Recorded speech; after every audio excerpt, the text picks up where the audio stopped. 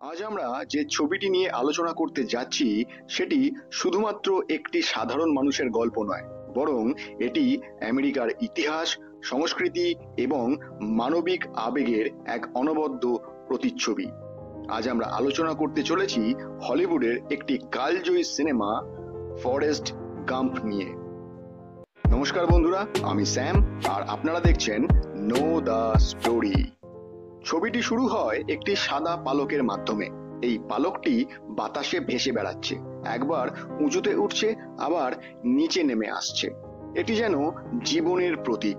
জীবনও তো এমনই, কখনো উঁচু কখনো নিচু। শেষমেশ এই পালকটি এসে পড়ে ফরেস্ট গাম্পের পায়ের কাছে। ফরেস্ট এটি তুলে নিয়ে তার বইতে রাখেন। এরপর তিনি একটি বাস স্টপে বসে থাকা একজন মহিলাকে তার জীবন কাহিনী বলতে শুরু করেন। এই পালকটি যেমন অনিশ্চিত পথে ভেসে বেড়ায়, ফরেস্টের জীবনও তেমনি অনিশ্চিত। ফরেস্ট গাম্পের শৈশব খুব সহজ ছিল না। তার আইকিউ কম ছিল এবং তার পায়ে ব্রেস পরতে হতো, যা তাকে হাঁটতে অসুবিধে করত। স্কুলের বাচ্চারা তাকে নিয়ে ঠাট্টা করত, তাকে বোকা বলতো। কিন্তু ফরেস্টের মা মিসেস গাম্প তাকে সব সময় উৎসাহ দিতেন। তিনি বলতেন, ফরেস্ট, তুমি কখনোই অন্য কারো থেকে কম না। জীবনটা একটা চকলেট বক্সের মতো, তুমি কখনো জানো না কি পাবে। ফরেস্টের একমাত্র বন্ধু ছিল জেনি। জেনি তাকে প্রথমবারের মতো দৌড়াতে শিখিয়েছিল।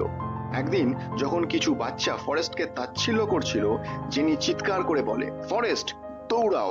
ফরেস্ট দৌড়াতে শুরু করলো এবং তার পায়ের ব্রেস ভেঙে গেল। সেই দিন থেকে ফরেস্টের জীবনে দৌড়ানোর এক নতুন অধ্যায় শুরু হলো। ফরেস্টের দৌড়ানোর ক্ষমতা তাকে স্কুল ফুটবল টিমে জায়গা করে দেয়। সে এত দ্রুত দৌড়তো যে তাকে কেউ ধরতে পারত না। এই দক্ষতার জন্য সে কলেজে স্কলারশিপ পায়। কলেজে ফরেস্ট ফুটবল খেলার মাধ্যমে সাফল্য অর্জন করে, এমনকি সে প্রেসিডেন্টের সাথে সাক্ষাতেরও সুযোগ পায়। কিন্তু ফরেস্টের জন্য এই সাফল্য তেমন কোনো ব্যাপারই ছিল না। তার কাছে জেনির ভালোবাসাই ছিল সবচেয়ে গুরুত্বপূর্ণ। কলেজ শেষ করে ফরেস্ট ভিয়েতনাম যুদ্ধে যোগ দেয়। সেখানে সে বাবা বুব্বা নামের এক সৈনিকের সাথে বন্ধুত্ব গড়ে তোলে। বাবা বুব্বা চিংড়ি মাছের ব্যবসা করার স্বপ্ন দেখত।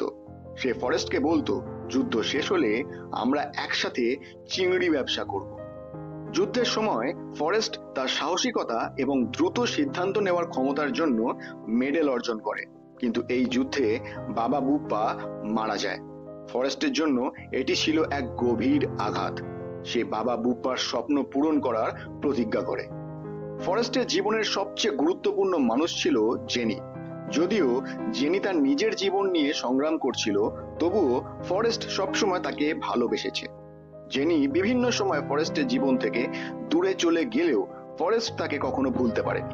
জেনির প্রতি ফরেস্টের ভালোবাসা ছিল নিঃশর্ত এবং বিশুদ্ধ। একবার জেনি ফরেস্টকে বলে, ফরেস্ট, তুমি জানো ভালোবাসা কি?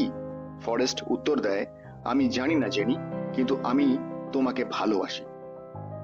যুদ্ধ শেষে ফরেস্ট বাবা বুব্বার স্বপ্ন পূরণ করতে চিংড়ি ব্যবসা শুরু করে। সে বুব্বা গাম্প শ্রিম্প কোম্পানি প্রতিষ্ঠা করে। প্রথমে ব্যবসা ভালো যায় না, কিন্তু একদিন একটি ভয়ঙ্কর ঝড় আসে যা সব চিংড়ি জাহাজ ধ্বংস করে দেয়। শুধু ফরেস্টের জাহাজ বেঁচে যায়।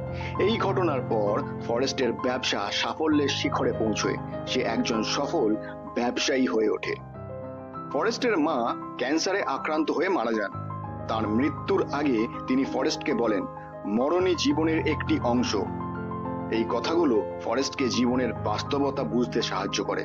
ফরেস্টের মা ছিলেন তার জীবনের সবচেয়ে বড় শিক্ষক। জেনি একসময় ফরেস্টের জীবনে ফিরে আসে এবং তারা একসাথে কিছু সময় কাটায়। জেনি ফরেস্টকে বলে যে তার একটি ছেলে আছে যার নাম ফরেস্ট জুনিয়র। ফরেস্ট জানতে পারে যে সে বাবা হয়েছে। এই খবর শুনে ফরেস্টের চোখে জল চলে আসে। সে জেনিকে বলে, আমি কি বোকা? জেনি উত্তর দেয়, ফরেস্ট, তুমি বোকা না, তুমি শুধু ভালো মানুষ। কিছু সময় পরে জেনি একটি অসুস্থতায় ভুগে মারা যায়। তার মৃত্যুর পর ফরেস্ট একদম একা হয়ে পড়ে, কিন্তু সে তার ছেলের দেখাশোনা করতে থাকে। জেনির মৃত্যু ফরেস্টকে বুঝিয়ে দেয় যে জীবনের সবচেয়ে গুরুত্বপূর্ণ জিনিস হলো ভালোবাসা এবং পরিবার। ছবির শেষে আমরা দেখতে পাই যে ফরেস্ট তার ছেলেকে স্কুলে নিয়ে যাচ্ছে। ছেলেটি বাসে উঠলে ফরেস্ট একটি পালক দেখতে পায়, যা আবারও বাতাসে ভেসে যায়। এই পালকটি জীবনের অনিশ্চয়তা এবং সৌন্দর্যের প্রতীক। ফরেস্টের জীবন আমাদের শেখায় যে জীবনে সফল হতে হলে শুধু ভালোবাসা, বিশ্বাস এবং অদম্য ইচ্ছাশক্তি থাকলেই চলবে। ফরেস্ট গাম্প শুধু একটি সিনেমা নয়, এটি জীবনের এক অনবদ্য দর্শন। ফরেস্টের সরলতা, নিষ্ঠা এবং ভালোবাসা আমাদের প্রত্যেককে অনুপ্রাণিত করে। আশা করি এই গল্পটি আপনাদের ভালো লেগেছে। যদি ভালো লাগে তাহলে সেটা কমেন্ট করে জানাতে একদম ভুলবেন না, আর চ্যানেলটি সাবস্ক্রাইবও করে নেবেন।